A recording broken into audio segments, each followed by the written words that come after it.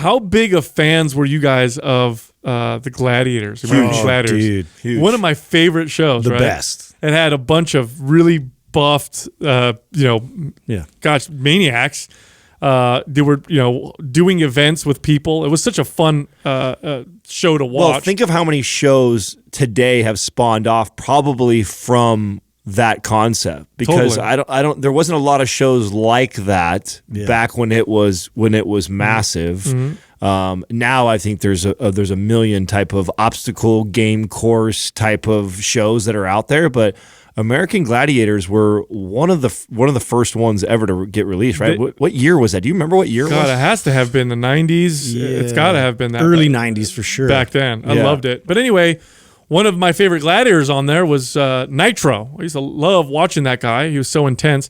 And it's funny, he contacts us and talks about wanting to come on the show. This guy has a lot to offer, not just his past as a gladiator, but he's a very motivational individual, has gone through a lot of trials and tribulations in his life, including a heart attack at a very, very young age, and how it completely changed his approach to life. Mm-hmm. So we think you're going to enjoy this episode. Now you can find him on Instagram at Dan Nitro Clark. So his first name is Dan, last name is Clark. Of course, Nitro being the name that he had on the Gladiators.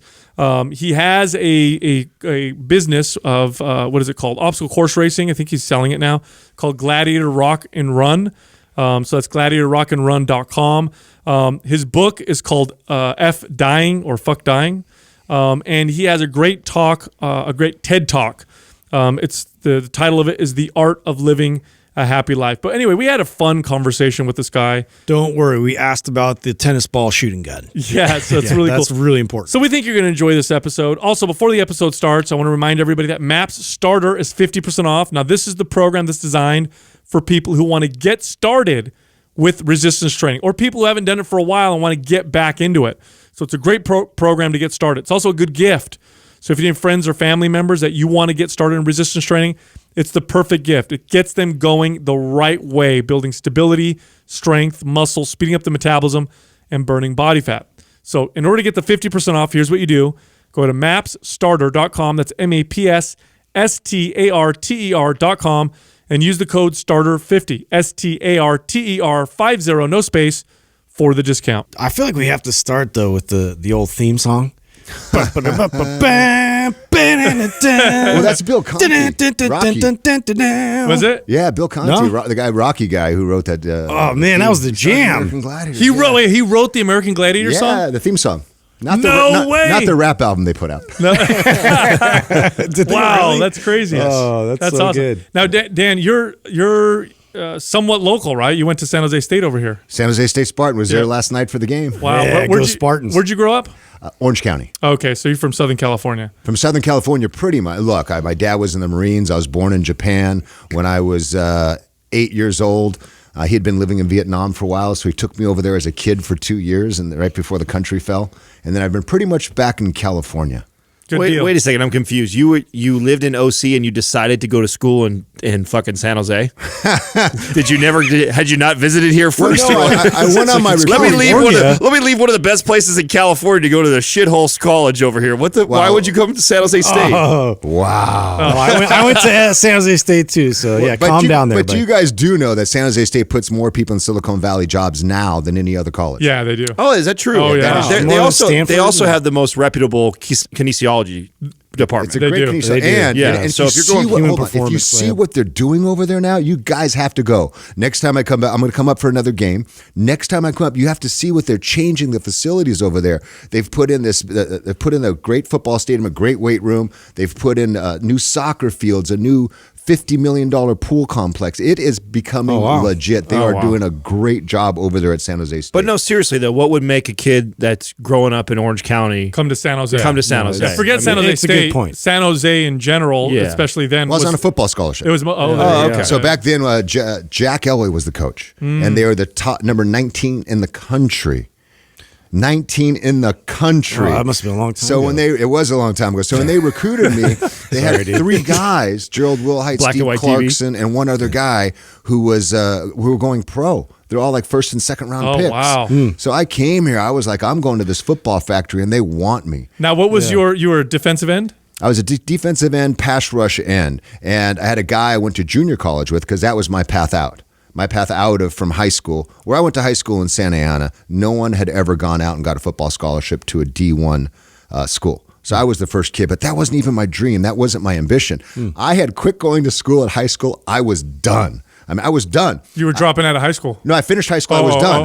I wasn't even thinking about higher education. This is how life works. So I was working at Sears, but I was selling like in one of those kiosks, metal etchings, and I was making, $300 to $400 cash a week.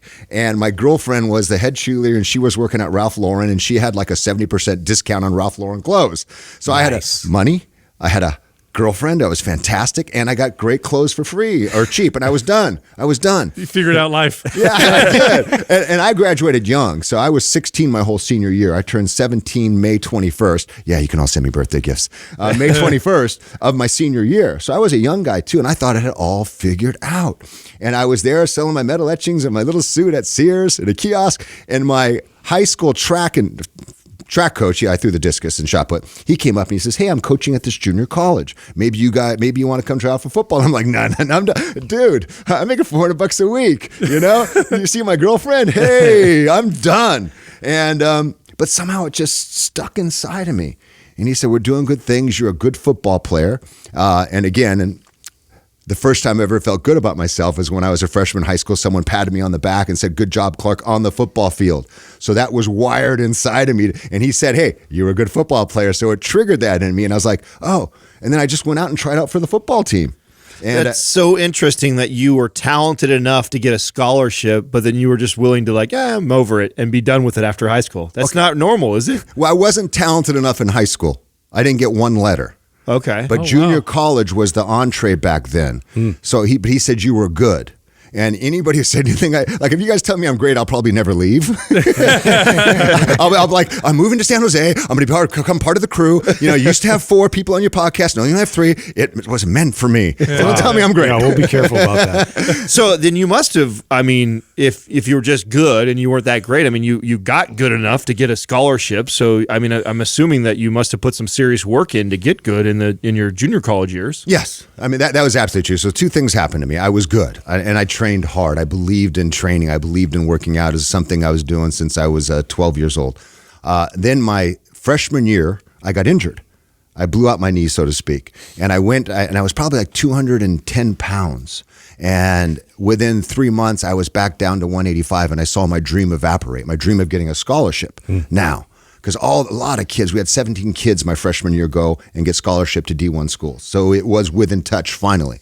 So that was the time, back in 1982, I was sitting there, dream was gone, where I was at the gym, and I saw this guy who was huge, and he was working out. And I said, "Dude, you look amazing." I said, "What are you doing?" He said, "Psh, psh, come here." He goes, "I'm taking these things. They're called steroids." And I was like, "What?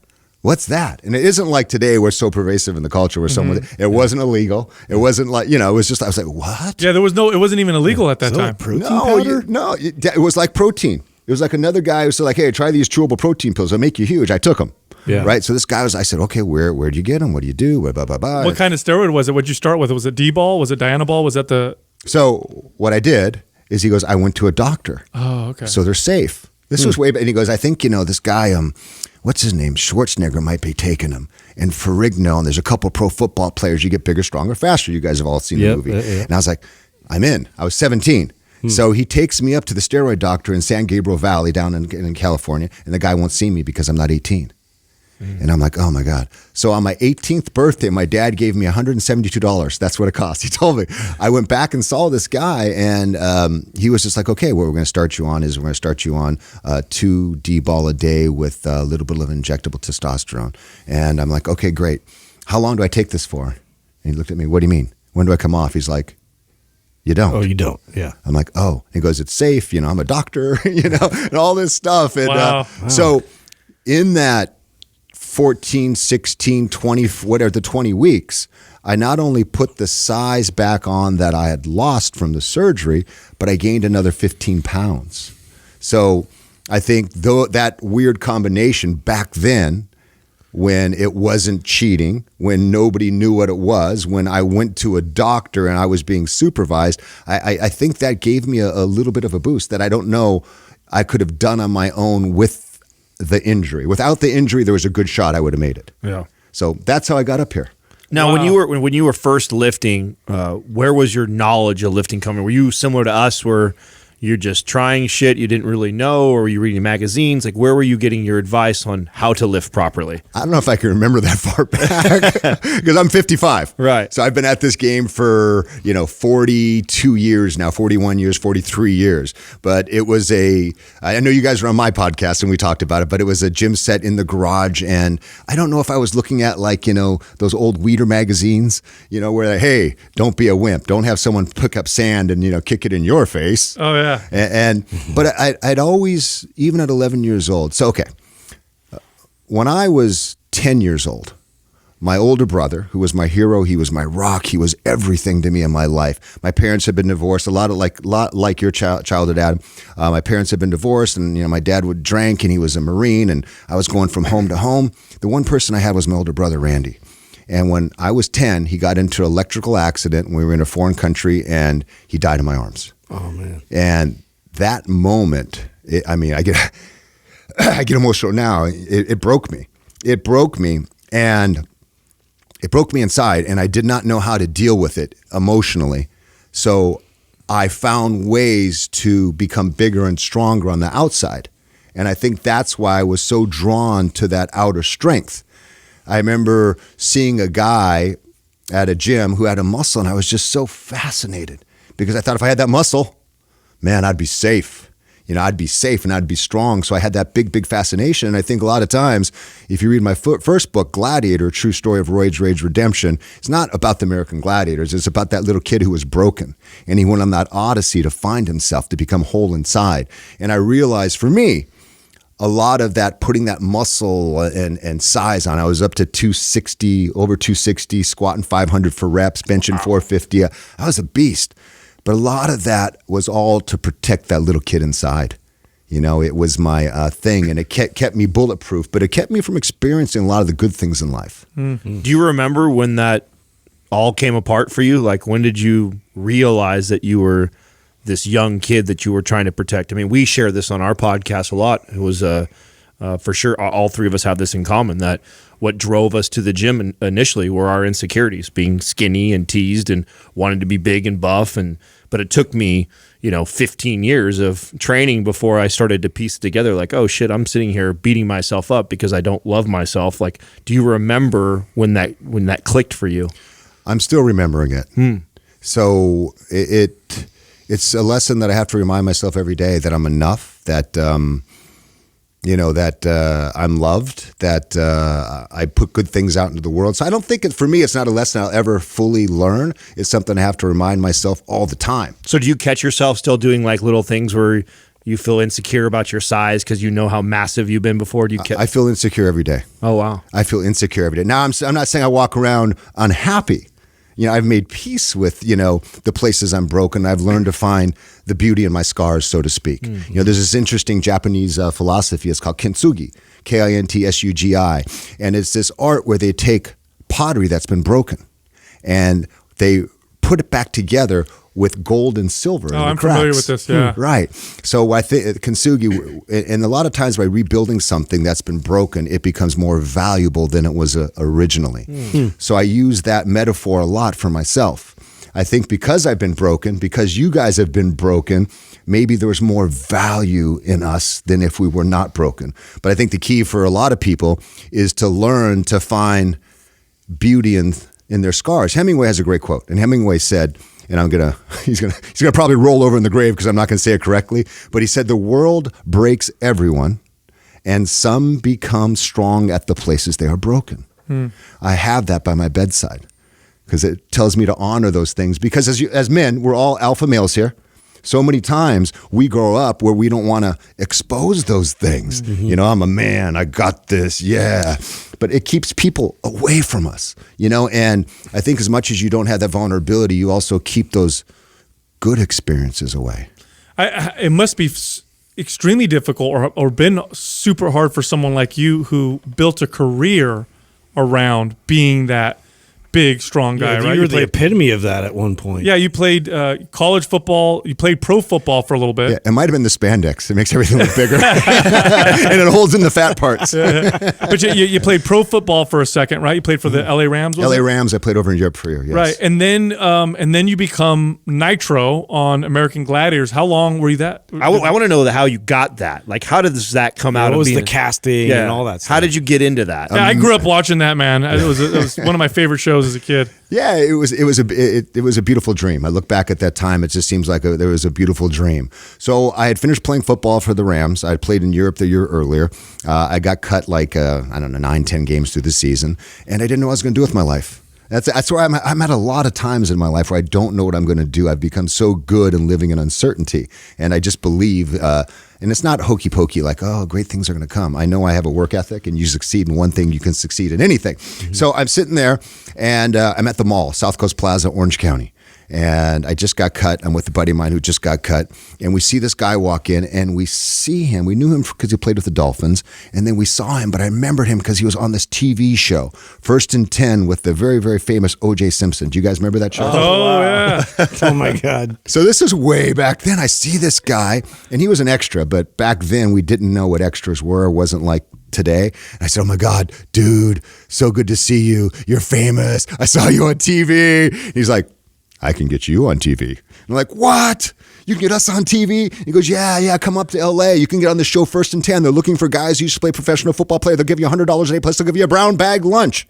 And on days you hit, you get $250. I'm like, so my buddy and I, we moved up to Orange County the next weekend. Oh, yeah, sold. So great. Sold. I get lunch, and I get to be on TV, lunch? and I'm going to be hanging out with Stallone and Schwarzenegger, because that was, if you were on TV, you hung with everybody. But I found out what being an extra was, which was fine, at 24 years old. So I moved up here, and like anything else, any endeavor you take in, I'm all in. I have this tremendous curiosity. I want to know something. I'm famous at dinner. You mentioned something, Sal, I'll be Googling it. Mm-hmm. Is he bullshitting me? Is this true? Is this right? I want more facts. So I have a tremendous curiosity. And about people, too. I meet someone at the airport. I sit and talk to them. I want to know what you do. I want to know about your life. I'm so curious. So I jumped into the acting thing. And I went and I, got agents, I got, pictures, and I took a cold reading class. And like you guys jumping into podcasting, cold reading, dude, I was like, 260, like to actually get in and have to read a scene in front of people. Oh, I can do this. I got it. I went to my first cold reading class, and cold reading class is you have a scene that was 2 or 3 pages long. They give it to you and you walk in, and then you get up and you perform it. And I was no thespian. I used to want to beat up the guys in theater. I'm sorry. You're an actor. I didn't know I'd become one. And so I remember the first time I got up and read, I was looking at the paper, and here I am, probably 245 pounds. And all of a sudden I started couldn't breathe. I went back and I literally almost fainted. Oh, wow. I started my illustrious career by almost fainting. But I was like, okay, I can do this. So anyway, very long story. I will make it shorter. I was banging on doors, reading everything I could, how to get in the business, taking voice classes, taking acting lessons, writing lessons. And there came this audition back then when they had newspapers. And it was to find athletic people who were good in front of the camera. And I said, that's me. I'm athletic, and I got a little chutzpah, je ne sais quoi, right? Yeah. So I went out for this audition, and it was at this park. And this wasn't what you saw on TV. It was a little park, and they had those tires and cones like you had for football practice. Mm-hmm. And you go through these tires, your cones, and it was everybody. Everyone was in spandex, and the girls from Glow were there. It was just like this smorgasbord of misfits from Venice Beach and everywhere else. But I had a football background, so I did well. Then they said, here's 1 of 3 characters, get on camera, and we'll interview you. So I go on camera, and they start asking me questions like, what do you eat? Raw meat. Do you remember your first character? Who was your first character? Nitro. Oh, okay. So that was your first character. He had a different name. It was Endeavor. It was Evander, but I remember the question today I just did something for Sports Illustrated. Pardon me, where are they now? That's how you know when you get old. So they were like last year, they're like, hey, we want to do a Where Are They Now episode. I'm like, oh, shit. Oh, shit. But and I remember that specifically. And they said, that was one of the first things. So what do you eat? I'm like, raw meat. So then we go for the interview. I go through like 3 or 4 interviews of, running through tires, jumping down. And then we're at Universal Studios. Now we're in the big time. We're in a stage. And the stage doors open. You think it's going to be like, oh my God, but it's literally a concrete floor. And they got these kids from the local college, Northridge, to come over and try out the games. Like, hey, you're going to be on a game show. And I'm sure these kids, they got $40, a brown bag, and they're thinking Jeopardy, Wheel of Fortune. They're going to get tennis balls. You're going to get pelted by tennis balls in the eye. They're going to just think if you guys were in college, right? Hey, you're going to try out a game show. Totally would go. You're going to get flattened by But imagine, 300-pound guys. You guys train. You open the door, and on the ground, concrete ground, they drew a 15-yard long, 10-yard wide football little field. And they put these guys across from me, and they're like, "You got to get past him." And I was like 240. I was on roids, just smoke come out of my ears. Oh, my Hollywood dream was evaporating because I was running out of money, and I was going to have to move back home because I had a young son in Orange County. Wow. I was going to have to move back home and get a job. And I was like, oh, no. So when I saw that guy come standing across from me from 10 to 15 yards, and he had to run the ball past me, it wasn't just a guy. I bet you got excited. It was my fast. Hollywood dreams, my whole life, my independence. This kid came at me. He must have been $165 soaking wet. And I was like, I picked the guy up. I slam him on the concrete. His head goes back. The ball goes dribbling out. And I'm like, oh, shit, man. I'm in trouble. Producer calls me over, and I'm like, hey, sorry, I got a little carried away. And he's like, you got the job. And that's how American Gladiators started. Wow. How many seasons were you on there for? God, it's like 130 episodes, 8 years. I did 7 of them. Now, were there ever times, I remember watching the show, and every once in a while, there'd be a contestant that would actually give you guys a run for your money. Was there ever a moment where you're like, oh, shit, this guy's a tough one? So you didn't want to mess with the Gladiator Mafia. I mean, that's what it was. Because what would happen if a guy was tough or if a guy was talking shit? I'd be like, yo, Sal, Justin Adam, this guy's talking shit on us. He's going to be a problem. He's 240. He's going to hurt us. Let's take him out. Oh, shit. No, I mean, let's take him out. Okay, and then we would just put a little extra mustard on that, right? Oh, wow. Yeah. Because it's a health, it's the season, it's the job, and you got to be like, yo, Justin, right? When you do break through and conquer, just get him. Yeah. Let's make sure he doesn't make the next show. I'll stomp him. So yeah, we had guys that were tough, but we also, we're smart human beings. You wanted to preserve your health. Right, and the guys that were the toughest would hurt you the most. And the show changed. The first season we had guys, 240, 230, 250 coming in. And later they got more athletic guys, which I think was right. Because again, the contest was Sal versus Adam. We were the obstacles. So it didn't make sense to make you as big as us because the real battle was against him. We were the obstacles inside of certain games. And I think that people really like the Davy and Goliath aspect. Oh, totally. What was your favorite event, though? There were so many cool ones, like the rings where you're pulling somebody off of the rings as they're swinging, or that almost like a bull in the ring where you had pads and you had to run through and like slam them. Jousting. I don't want to burst your guys' bubble, but my favorite events was doing publicity. Damn it. I mean, serious. That was work. I love going out there. I love competing, but that compared to going on the Tonight Show, Sure. It's much more fun. What are you, 26, 27? How old are you at this point? Yeah, right about there. I think it was 22 to 29, 22 to 30. Right. So on TV, I mean, what was like? I mean, you had to feel amazing. You're probably getting girls throwing themselves at you all the time. What was that like? Wow, that's deep. What's it like to have let's girls get into throw me at the? You know what? I was an athlete in college and high school, so women were never an issue. It was finding the right women, one, and then two, it was learning to be a good man in a relationship, a good human being. Because my dad wasn't a guy who was faithful. My dad wasn't a guy who respected women. And that's the blueprint, the framework I grew up with. So my work wasn't that. My personal work was learning to appreciate, respect women, to learn to be a man of my word. I think that was the more important lesson I learned from that. Does that make sense? Yeah, but you probably were on the other side of that in order to learn that lesson, I'm assuming.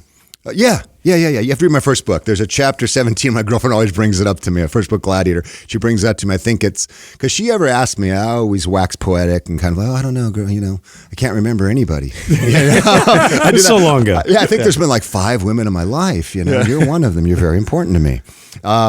But because chapter 17, buddy, Playboy bunnies, porn stars, and strippers. Wow. So go to chapter 17. Yeah. You can see it tells you everything. It became a smorgasbord. And talk about though what that does to the ego. I mean, and did it ever get you in major trouble? And what happened being in that? I can't imagine being, 20 something, mid-20s on television, making great money. On anabolics. Yeah. Your testosterone's through the roof. You're jacked. Good looking dude. Famous. Why, thank you. I'm not going to leave. I'm not going to leave. I'm not going to leave. There's going to be a 4th host. Hey, guys, I want to have a message for everybody here. There's a 4th host. Yeah. So, it was an interesting time. I just say I learned a lot about myself in that time. Yeah. That's what I know you want to paint yourself in a great light, but the big thing about Mind Pump is, and we're extremely vulnerable and open and honest about a lot of our faults and how we've came around. To be honest, I forgot the question. I just had a moment where senility came hobbling in on a crutch. What was the question? I know it was something about chicks. Well, your ego. How was that for your ego? All that. Right, you've already painted the picture that you had a dad as a bad example. So without you even telling me, I already know that was you probably fell into some of even his behaviors early in your early years. And I can't imagine he didn't have nowhere near the pressures you probably had, being famous, money, fit, testosterone running through you. So I'm wondering, how was it for the ego? Yeah. So when it comes to women, it fed me and fulfilled me and made me feel good about myself until it didn't. So when you're a guy, with a girl, oh my God, your buddies, look at that girl. Oh man, how'd you get her? Next week you've been there. Oh, you got her too. Wow, you're out with her. Wow. And that fed me. It fed some of the empty spaces inside of me until I learned to fill those spaces. And then I didn't need that. Validate. It was probably when I was around 30. Right around when I was 30 was when the time that I had to raise my hand and say I needed help. That I couldn't deal with everything that I was feeling inside of me emotionally. I wasn't happy. I was self-medicating all the time. I couldn't keep a long relationship. I didn't know how to be faithful. I didn't know how to show up. And I had everything I wanted materially, and I had everything I wanted as far as fame, but I still wasn't happy. There were so many mornings I would wake up and I would be hammered, from doing blow, GHB, and all these other things. And I would get to a place where I'd get so high that I'd just be laying on the ground and I'd be weeping. And I said, wait, something's wrong. I'm famous. I'm on billboards. I'm on the cover of TV Guide. I said, there's something wrong. And I said, oh no, it's just because I was high, because I was getting drunk. I was hanging off the bros. Okay, that's what happened. And then it started to bleed over into my real life when I wasn't partying, and I'd be driving down Sunset Boulevard and I just would get an outburst of tears. I go, whoa, this is weird. I'm having spontaneous bouts of tears. So that's when I raised my hand and I started seeing a therapist. I started to lift the hood up and say, hey, I've got everything, but I'm not happy. And I say, it sounds like a high-class problem, but when you look at the guy from Soundgarden, you look at Robin Williams, you look at Anthony Bourdain, it's this weird feeling. And this was before all that. And this is when therapy wasn't like the cool thing to do. Well, that's impressive. You have that self-awareness to go in that direction, because I see a lot of people hitting rock bottom is, where now I have to make those changes. But you saw that coming and decided to go get help. Yeah. When you're laying on the floor a lot of times and you're drunk and you're crying, that's kind of rock bottom. It doesn't matter what the external things in your life are. To me, that's rock bottom. Doesn't matter if you're a rock star. It doesn't matter if you're a guy living in his apartment, making, $500 a week. When you're laying on the floor, high, drunk, and crying, that's rock bottom. So I realized that. And plus, I took a lot of acting lessons. If you've ever seen my work, it probably doesn't show. But I had a great coach, Larry Moss, and he just said, you go to therapy. Go to therapy. And that's at, 30 years old? 28, 29, Oh, wow, 30. that is early to be on it and smart enough to go do that. That's not normal. Well, especially back then. Well, yeah, I didn't have a normal life. And plus back then, like someone who had a therapist, they were crazy, crazy. But I've always been to like curiosity, self-exploration. I remember the first time I went into a therapist, it was this woman, I'm sorry. If you're listening now, I'm sorry. I walked in there and I just told her everything I was ashamed of. All the stuff that I'd done. And I just wept and wept and wept. And I did that for 3 episodes, never saw her again. And I said, I'm healed, sweet Jesus, I am healed, And then the issues, started to come up again. And then, I have a son who's 32. We had some challenges with him. And, so I'm a huge proponent for therapy. I know Mind Pump. When something's wrong with your body, when you have something, most people go to the doctor, right? When you're driving your car, it goes pop, pop, pop, pop, pop. You're like, oh shit, got to bring my car in. But emotionally, happiness, connection, or mental health, when something's wrong, we don't ever go to the doctor. We don't seek help, And for me, that was the best thing I did. And based upon that, I started to, fix the things under the hood. And it's been a, 25-year experience. And now that's what I do. I life coach a lot of people, and the tools that I use are the things that I have in my toolbox that help me change my life. So there's addiction, there's depression, there's how to overcome childhood trauma, and then there's how to achieve success, and then there's how to enjoy your success when you actually have it. Yeah. After the Gladiators went off air, were you in a position where you were like, okay, what do I do now? Did you pivot to something else at that point? So when Gladiators went off air, I was very, very lucky. I was lucky in the sense that Warner Brothers, a big studio that we all know, they came to me the last year of Gladiators and they said, hey, look, Steven Seagal's gone. People don't like him anymore. And we want to groom a new action star. And I did martial arts, for Taekwondo for years. So I couldn't kick anybody, don't worry. But and so I signed a 3-picture deal with them. So I had such a beautiful transition. They were giving me $50,000 every 3 months. Wow! While they were and back then, that was a lot of money. Yeah, it's still not bad money. Sure. So they were developing movies and pictures for me. So I said, "Oh, this is so great," And I went and got even better acting coaches, even better voice coaches. They bought a script for me. They brought this big director in. We shot a screen test. We're going to make a movie for you. And then after about a year and a half, that's when the checks stopped coming, and I was like, "Oh." No, we still love you. We're still finding a movie for you. And at that time, I couldn't find a job because I was in this weird place where, I'm going to be a movie star. I'm going to be The Rock. That was my career. I'm going to be The Rock. Mm-hmm. So I can't go and, get a regular job. Right. I can't go and take this smaller role because everyone's telling me I'm going to be famous and I'm already famous. I can't go to Disneyland with my kids. So yeah, I'm just going to sit here. So I talked about a work ethic. So what I did is I went, wrote, directed, and produced a movie. Sold that movie, made money on the movie, and I said, "This is what I'm going to do." It's kind of an action movie, and it's kind of cool. Looking for Bruce, and then that market fell out. So I said, "What am I going to do? I'm going to write.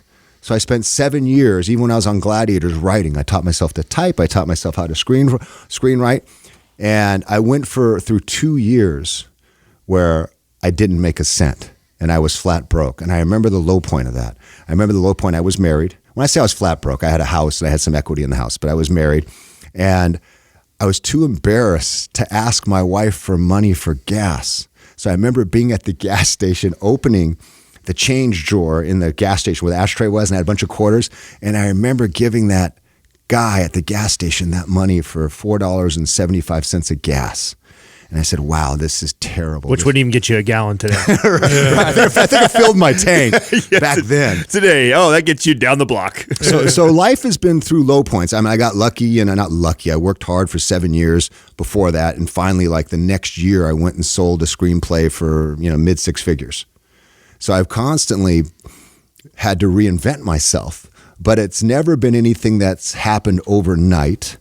It's always been years of work that have taken and gotten a foothold. Does that make sense? It does. Now, you had a health scare, a real big health event that happened. When did you have your heart attack, Dan? Be 6 years ago, December. So you were 49? 49. 49 years God, old. not only are a thesaurus, but you're good at math. No, terrible at math. Terrible at math. I just remembered reading that. So you had a heart attack. Tell us about that, because that's got to be extremely. I can't even imagine how unexpected that must have felt for someone who was into fitness, working out, and you're young. Describe who you are right before that moment, and then who you were when you came out of it. So I'm 49 years old. I own my own business. I started an obstacle adventure race company, which I had for 10 years, which I'm just pivoting now to speak and do podcasts full time. I'm pivoting out of that, but I'm doing fantastic. I'm healthy. I've got a big house in the hill. I'm with a fantastic girl. I feel bulletproof again. And I'm at the gym one day, the CrossFit gym, and I'm warming up, doing a little workout, and I start to feel chest pain. And I'm like, oh, that's weird. Well, what do you mean chest pain? So I said, okay. I sit down for a second. I just got on one knee and I said, okay, take a couple deep breaths, because as athletes, that's what we do. Oh, I got a little chest pain. I got a cramp. Okay, a couple deep breaths. Let's go. I got this. So it wasn't really bad at this point? No, it was just a pinch in the chest. I was like, oh, okay, just push through this. It felt like you get run, you get what you call a stitch. Sure. It felt like a minor one of those, a little stitch. I'm like, okay, take a couple deep breaths, stretch it out a little bit. Yeah. See my gladiator ready, contender ready. 3, 2, 1, go. Got back. The funny thing is, I actually use that as a launch sequence. I bet. All the time. It's like your ritual every time you go to a workout. Well, it's a good activation And sequence. sex. Totally. It's a good activation Oh, sequence. sex too. Yes, That's great. Yeah. Gladiator ready. I just wonder which one's the Contestant gladiator. ready. Yeah, You know he comes in the bedroom like that for sure. Let's switch it up. Yeah. Sometimes, just who's got the pugil stick? That's the Where's question. Blaze? Bring Blaze in. Yeah. Oh, he likes the chocolate. Oh my God. So I'm there, and I get back up. I do this a couple times, and finally, it feels like, oh man, this is weird. It really hurts, and I can't catch my breath. So it's a small CrossFit gym, horsepower in Studio City, California. So I go to the back on the couch, and I sit there, and now I'm in a cold sweat. And I'm like, why am I sweating? And what is this pain in my chest? I'm kind of holding my chest, but it's not like you see on TV, like, and you fall to the ground. It wasn't like that for me. It's not like that. I've talked to a lot. I've done a lot of work with the American Heart Association. I've talked to a lot of people about heart attacks. It's not like that. For most people, yes, heart attacks do happen that way. But I was, ow. And I'm sitting back there. I go, what is this? What could this be? And a buddy comes down, and we both are trying to talk our way through it. Like, oh, maybe you pulled a muscle in your back. Maybe you pulled a pec muscle. Maybe it's something. You try to talk your way through logically, which is the worst thing you can do. If you have chest pain, go to the frickin' hospital. Every second counts. Don't be an idiot like I was. So finally, I'm sitting there talking to him. I'm in a cold sweat. I'm kind of bent over. My chest is hurting. And I look down and notice I've been shaking my left arm subconsciously. Or unconsciously, subconsciously been shaking my left arm. I go, oh, numbness in the left arm, that's a sign of a heart attack. And I'm like, no, that's not me. So I tell my buddy, I go, hey, can you give me a ride? Let's go to urgent care. We don't go to the hospital, we go to urgent care, because I'm a gladiator. I could not be having a heart attack. It just doesn't happen to people like me, 49 years old, healthy, fit, on no steroids, 100% clean. Does not happen to me. We go into urgent care, and now the pain is really bad. And I remember walking up to the front desk, and there was a girl there. I'm in chalked up. I'm sweating. And I go to the girl. I said, I'm having chest pain. And she's like, could you fill out these forms, please? Mm-hmm. And I'm like, you don't understand. I bang my hands. I'm having chest pain. They run me in the back. They put the electrodes on, and the guy's like, you're having a heart attack. And he goes, I got to call the ambulance. And boom, next thing I know, I'm in the back of the ambulance. And I think there's humor in any and everything, because I'm in the back of the ambulance, and I've got that thing on my mouth, and I'm on a gurney, and I hear them talking, and they gave me something, I think, but I hear myself talking, I hear them talking. It's like a haze, and I can hear them saying this: "Hey, you gonna give him the Nitro?" You're going to give him the Nitro? And I'm like, okay, what time are we giving him the Nitro? Who's getting the Nitro? And I'm just like, what? Did I die? Is this heaven? Is this hell? Yeah, and then about 4 minutes into the ride, someone opens my mouth and they gave me nitroglycerin. Right. So then when we get out, they open the doors and they pull out, and they're wheeling me into the emergency room. I said, hey, I got to tell you guys, something funny. I used to do this TV show, and they go, we know, you're Nitro, and we gave Nitro the Nitro. Nitro saved you. Yeah. So I thought that was fun. I thought there's always humor. Yeah. But I had the heart attack, and shattered the entire existence of my belief of who I was. You know what I mean? The fitness, the health, Sure. that tough guy, that strong guy who could power through anything. But going through that experience of, facing my death, of facing mortality, because when I went into the hospital, they put me in there. The doctor comes in, he says, how long have you been having a heart attack? Then they take a blood test because your body secretes tryptophan when you have a heart attack. It's an enzyme a cardiac enzyme that your body, so that's how they really know from the EKG. Besides the EKG, the tryptophan that's in your blood. So he says, you're having a heart attack, we have to rush you into surgery. And at this time, I want some reassurance. I'm like, hey, I just got to ask you, am I going to die? And I want him to say, we got you, buddy, not on my watch. And he says, you've been having a heart attack for 3 hours. And he said, we're going to put you into the cardio lab and we're going to do the best we can. Oh. And I was like, oh, shit, this is real. But in that 20 minutes, and they don't put you out when they give you a stent, because what they're doing is they do the angioplasty where they go in through your groin, they do the exploratory thing. They just don't crack your chest open right away. So I remember sitting there, I had 20 minutes before they brought me in. And in that 20 minutes, I learned everything I needed to know about life. I learned what was important to me. So I think sports taught me about life, but almost dying taught me how to live. And in that 20 minutes, the only thing I wanted, I didn't care about my house on the hill. I didn't care about the German cars. I didn't care about any of that crap. I didn't care about the plaques on my wall. I didn't care about my little Nitro action figure that I had at my desk. All I wanted was the people that I love close to me. And I wanted them to know how much I love them. And based upon that 20 minutes, I completely rebuilt my life again, knowing that was what was most important to me. Wanted the people to know that I love them and I wanted them close to me. And that has made such a fundamental change, because a lot of times you talk about purpose, meaning, what fulfills us, what makes happy, how do we get connection? That's my connection. And how that looks in life, I spend more time with my son. I spend more time with my 11 nieces and nephew who are an hour away from me in Orange County, where I live in Los Angeles. I spend more time with my family and friends, and it's changed my life. And there are a couple other things too. I learned, and this is a hard one to practice, I learned not to waste time on things that don't matter with people that do. So in other words, I found myself a lot of times wanting to be right. You know what I mean? Wanting to argue, wanting to get that point. And now I just said, God, that doesn't matter. I'm not going to waste time on things that don't matter with people that do. Third thing was I've taken the word someday out of my vocabulary. I had done a lot in my life. I've traveled, I've done a lot of things. But still once in a while I found myself saying someday. Like, oh yeah, someday I'm going to go to Africa. Someday I'm going to go to Bora Bora. And I learned in that moment that time is not guaranteed. So I never say someday. And it helps me filter my life and helps me plan my life. If someone says, hey, do you want to do this? Well, no. Yeah. Okay. Yeah. I'm going to plan it 2 years from now. I'm going to plan it 1 year from now. So it really helps me schedule my life, and it helps me shine a light on the things that I want to do. I've wanted to go to Bora Bora for 25 years. But I was always kind of waiting, like, hey, with the perfect time, the perfect money, the perfect this, the perfect girl, and I'd never done it. This year in May, I went. Oh, great. I finally stopped saying someday. You know what I mean? And that was so key for me. You know what I mean? And then a lot of people say to me, oh man, I'm sorry you had a heart attack. And I said, no, it was the best thing that ever happened to me. It was the best, that synthesized happiness, learned optimism. It was the best thing that ever happened to me, because I got the answers to life for me, before I died.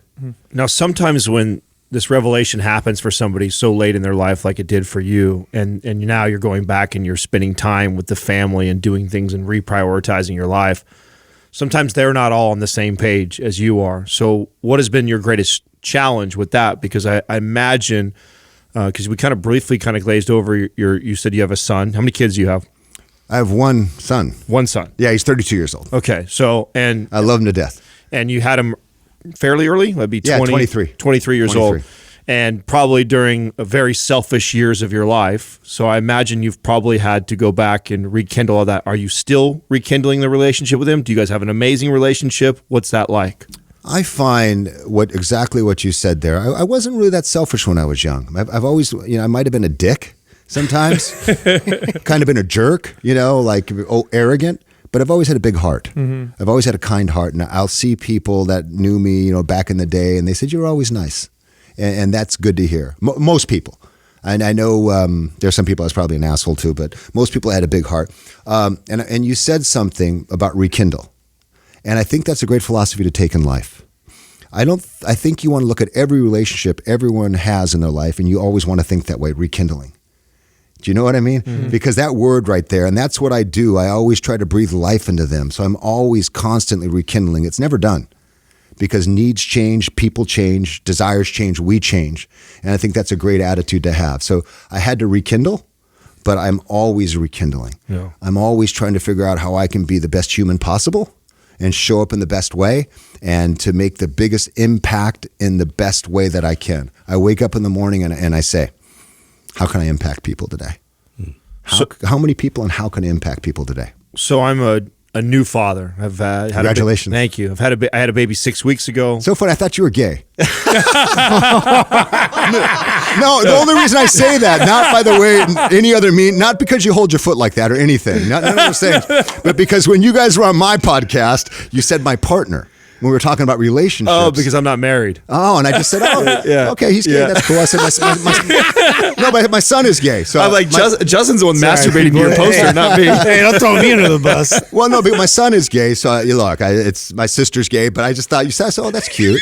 That's nice. Yeah. Okay, cool. I was going to say welcome. Hey, it's not the first time someone's We've all got had that. questions. Yeah, it's okay. So you got a young kid. I'm sorry. So I almost lost my train of thought. When you and your partner adopted. Yeah.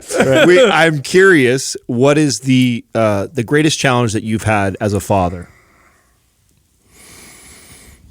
So that's a good question because now my girlfriend has an 8-year-old. I've been with her for about 3 years, so I've gotten to see fatherhood with a 25-year window. And for who I am as a human being, my biggest challenge was I was a lot like my dad, where I led by intimidation and the threat of violence without ever hitting my son. So authority, strong authority. Intimidation. Authority is, I think intimidation, like that look or that little push in the shoulder, that little like flick, And if you don't, but he was always a little bit afraid of me that if he didn't do something, there would be the threat of violence, and I regret that now. I mean, my son is great. He's just graduated law school. He's doing great. We're closer than ever. But looking back now, I take how I life coach people and I use that on my girlfriend's son, my stepson, so to speak. So it's motivating, it's principles, it's clarification, it's setting up reward systems and setting up habit systems. So does that make sense? Yeah. So that's the biggest thing that I can see with that 25-year window is I don't lead with anger. I mean, I still get mad. Sometimes there's little things that drive you crazy, right? I don't get angry, but I look at coaching him and guiding him instead of bossing him. And it's made a tremendous difference. All the stuff that, learn, like you said earlier in our podcast when you're on my show, you said learning to look at challenges and love challenges because that's where the growth is, learning to love those. Yeah. So like this summer, he's 8 and we had a 500 push-up challenge for him. I said, over the summer, you're going to do 500 push-ups. You up for the challenge? He's like, oh my God, 500 push-ups. I said, hey, reward, 50 smackers. He's like, $50. But then I've taught him how to break that down, right? Small habits done over time. So this is the way I parent now. It's the same way I coach. Small habits over time. Done. So he did the 500, but it was breaking that down, right, guys? I was breaking it down, doing 10 a day for 50 days. And I got that from, I read his book, David Goggins. Do you guys? Yeah, I know. I read his, I don't know the guy, but I read his book because I read everything that comes out, and he broke the pull-up record or something. Yeah. And he said most people look at 2,400 pull-ups in 24 hours is impossible because I broke it down. So I'm a constant learner, and I parent different by teaching in the things I'm learning. Awesome. Hey, I can talk, can't I, guys? Yeah, you're good at it. I rival Sal. Yeah. Did you find out or figure out what it was that caused a heart attack at such a young age? And did you end up having to change anything about your lifestyle? So, heart attack. The number one predictor for someone who's going to have a heart attack is hereditary. That's the number one predictor. I didn't think I had it in my family line. I remember the doctor asking me, "Oh, did anybody have a heart attack in your family?" I'm like, "No, nobody." Then the next day, my sister came and I said, "No, Dad had a heart attack when he was 30." And I was like, "Oh, okay." But he didn't have heart troubles later.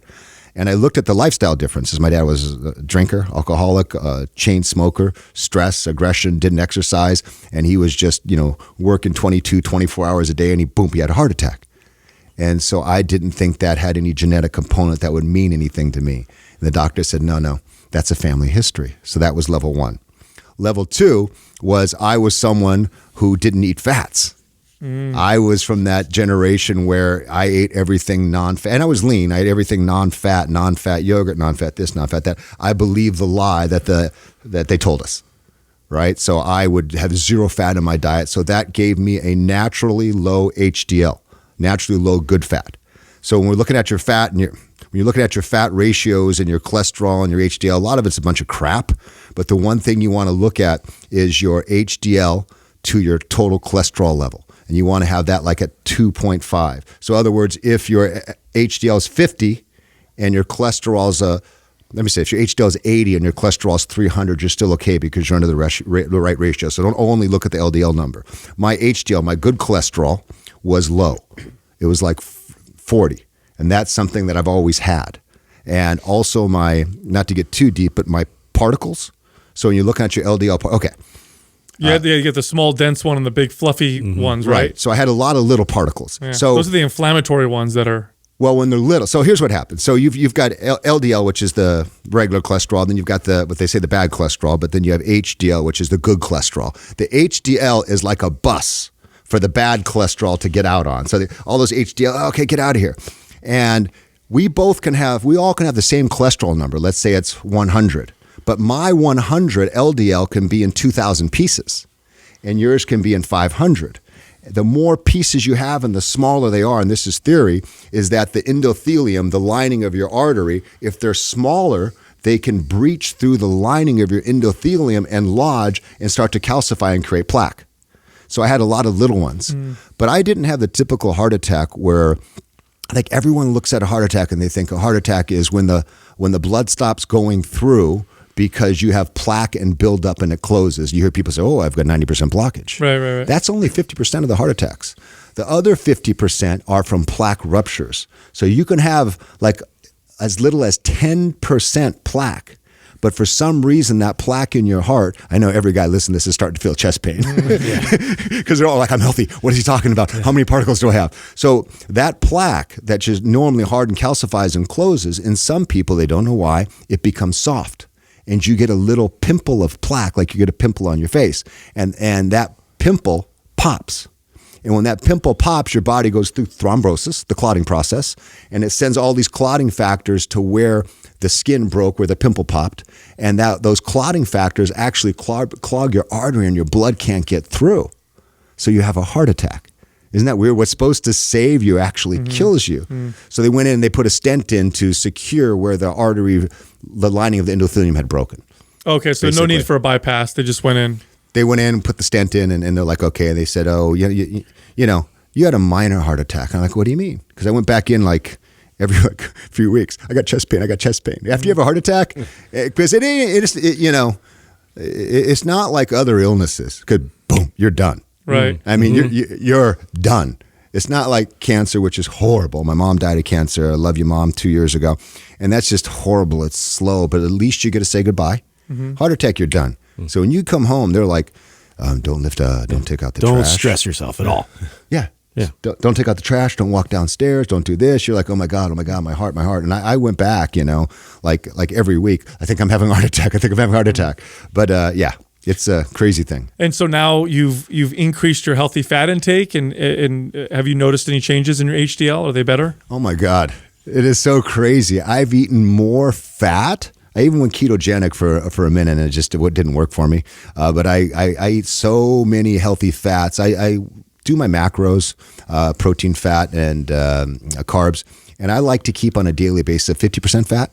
But when I was doing 70% fat, avocados, almonds, whole eggs, whole milk, half and half, whole cheeses, my HDL went up to the 60s, the highest it's ever been, and my LDL went down to the lowest ever been. It went down to 50.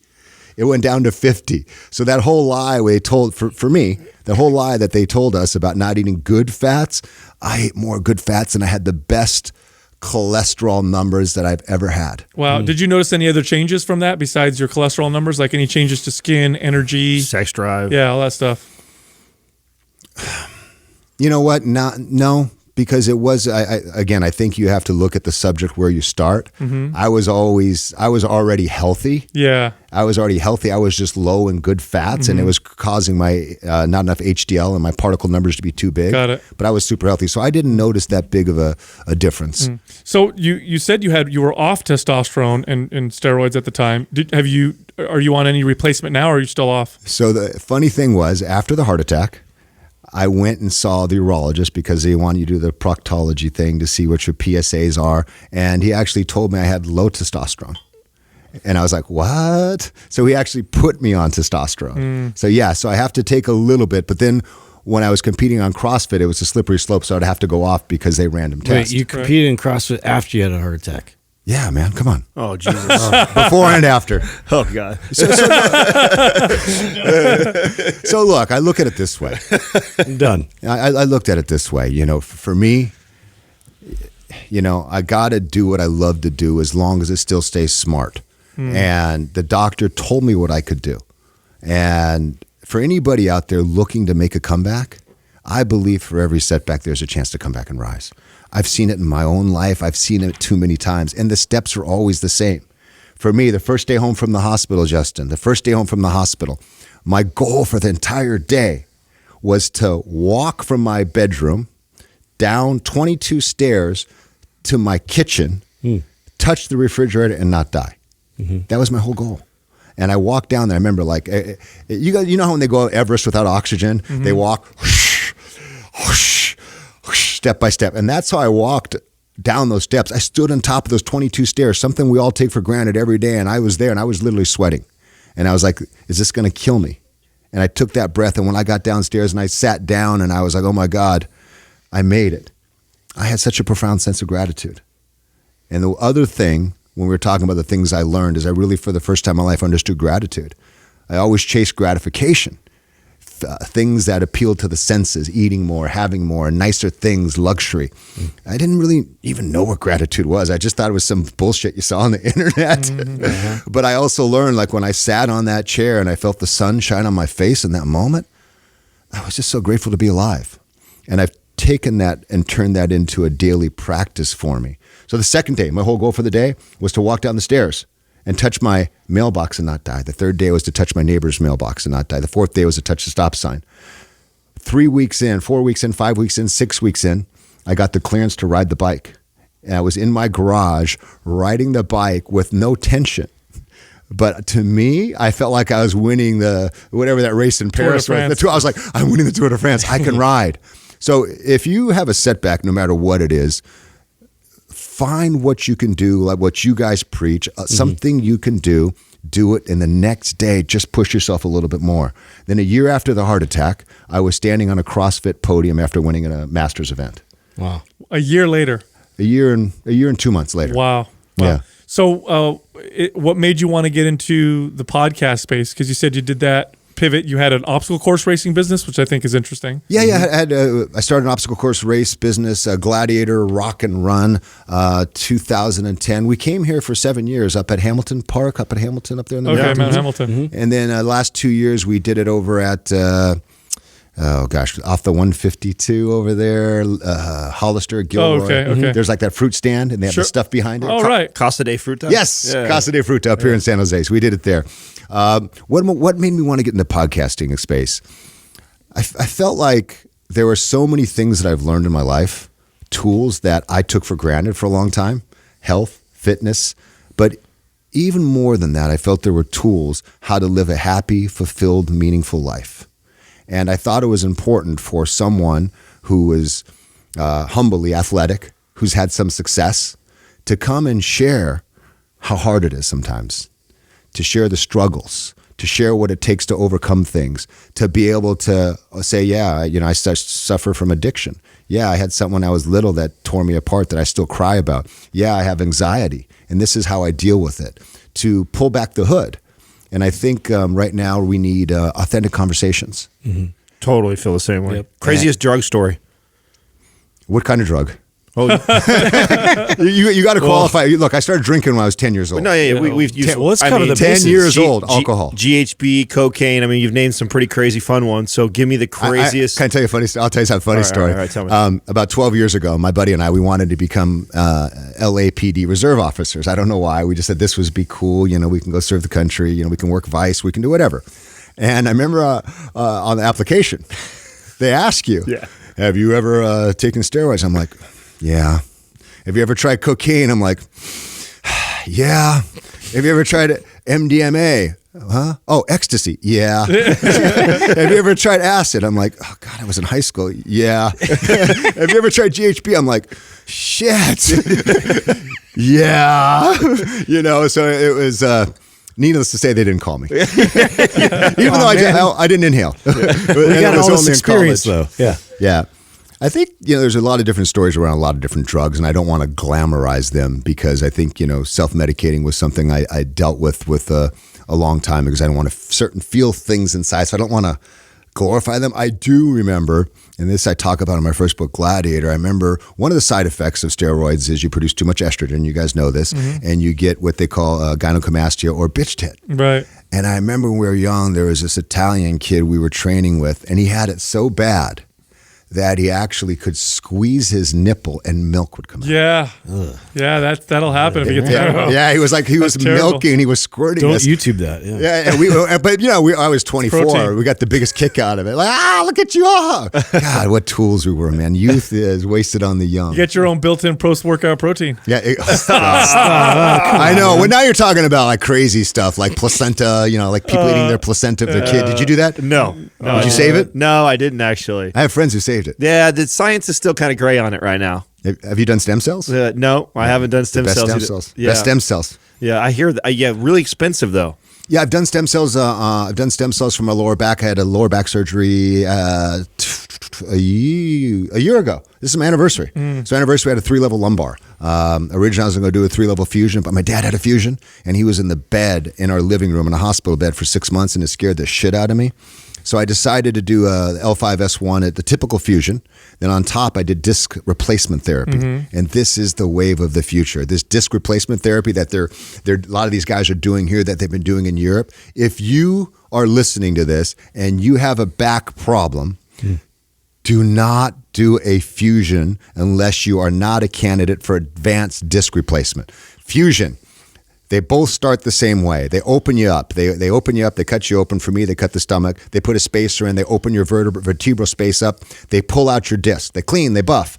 With a fusion, they take a bone graft. They sprinkle bone dust on there. I call it pixie dust. Bone dust on there. They put a plate between your upper and lower vertebrae. They put screws in, and they hope that that pixie dust, the bone dust, turns into bone, right? Turns into bone, so you have one joint now. So adjacent disc syndrome. You have one joint. Oh, everything on the other sides gets way more stressed. Exactly. Disc replacement starts the same way, but they actually put an artificial articulating disc in there. Bone fusion takes 6 months to a year if it takes. And then you have the adjacent disc syndrome. The disc replacement, they put an articulating disc in there. It's got a little shark fin on the top and the bottom, and it goes right into a groove that they cut in the vertebrae below and above, and you're below and above, and you're back in 8 to 12 weeks. Oh, wow. 8 to 12 weeks. So I'm back now. It's been 1 year. And the other day I got back into the 300-pound deadlift club for reps. Oh, wow. Good deal. Wow. And a lot of guys who get a 3-level fusion, they never deadlift again. No, not a good idea. Yeah. Not a good idea. Wow. I got it cleared by the surgeon. And I asked him, and I said, can I deadlift again? He said, you can do everything you did before, and you're even going to be better. So did you get stem cell injections as well? So first, sorry, I can talk so damn much. It's all right. I'm sorry, listen. I'm sorry, Mind Pump people. This guy can talk. Don't worry, I'm used to it, dude. Trust me. I sit here and get bombarded all day long. Yeah. So before, I wanted to find every alternative I could before I actually had back surgery. Right. So that included, burning the nerves. That included, 40, 50, 60 epidurals, cryotherapy, ice, anything almost, you name it, I've tried it. So I did stem cells, expensive, 8-10 grand. And I did autologous where they took out my own fat, they spun it, they put it back into something, and then 2 technicians pull out all the stem cells and they inject it. They inject it in the 4 vertebral space as well as the facets on the side. And I did it, and it did absolutely nothing. Absolutely nothing. So that's why I opted to have surgery. Then I tried it again for my left shoulder recently. I tried a second product called exosomes. Exosomes are one of the growth factors inside of stem cells. You hear Rogan talks about them a lot. Exosomes, yeah. And I tried them 6-7 months ago on my left shoulder. I have a bicep tendonitis I just can't seem to shake.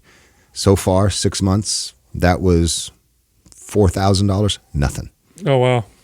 That being said, I've talked to a lot of older athletes like me who've done it for wrist and shoulder and knee, and they've got great results. I've never spoken to a single person who's done it for the lower back, and the field is small. I've spoken to 4 or 5 people directly who had any benefit from stem cells in the lower back. Yeah, it is experimental at the moment and quite expensive. So interesting. Well, Dan, you're an interesting man. Yes. Great time, man. Very good time. Yes. Yeah, it's been a lot of fun talking to you. I like I really admire your intuitive ability to, you guessed, I think correctly, that Adam was gay. Wait, before you leave, could you get us the gun? Can we? Yeah, connect us with the guy I shoot blanks manufacturer. Not that gun. The tennis ball gun. Do you have a connection? That's funny. Did those things come out hard or what?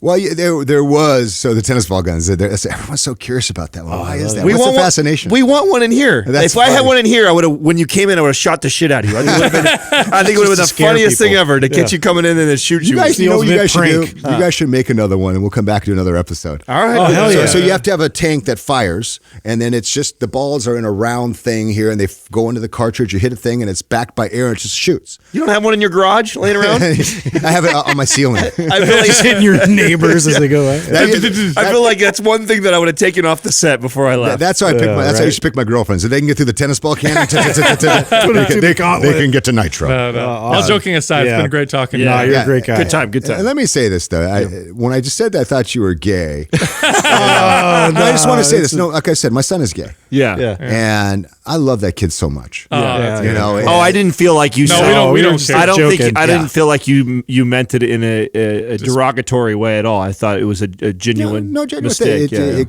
I paint my toenails, so I mean, you could totally. No, that's just hot. Yeah.